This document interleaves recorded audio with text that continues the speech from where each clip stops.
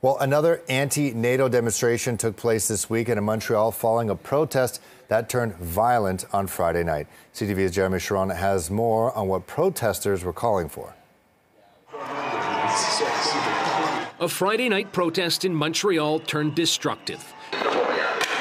Cars on fire, smoke bombs launched,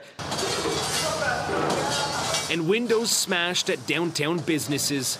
An escalation of what started as pro-Palestinian and anti-NATO protests, which filled the streets of downtown Montreal as NATO officials gathered to meet in the city. At the end, we have a group that was organized. It wasn't there for the cause, it was there just to destroy the windows, the cars, and really they were there to do some criminal act.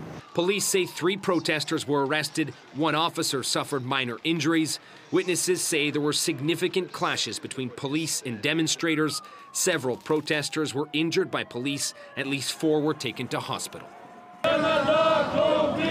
More anti-NATO protests with a similar message, but organizers distanced themselves from Friday's destruction. We clearly had nothing to do with them. We as a peace movement intend to demonstrate and protest peacefully. And condemnation from Ottawa. What we saw was not peaceful protests. What we saw was actually violence, hate, and anti-Semitism, and this has no place on our streets. Demonstrators deny the claim of anti-Semitism, saying they demonstrated against the complicity of NATO member countries in a war that has killed thousands of Palestinians. In a statement on X, the Prime Minister called it appalling, saying acts of anti-Semitism, intimidation, and violence must be condemned, adding there must be consequences and rioters held accountable.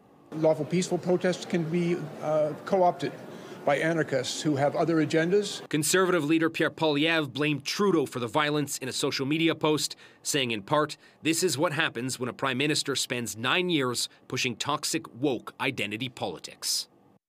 The protests are expected to continue as Canada and its NATO allies face criticism over their handling of global conflicts. Jeremy Sharon, CTV News, Ottawa.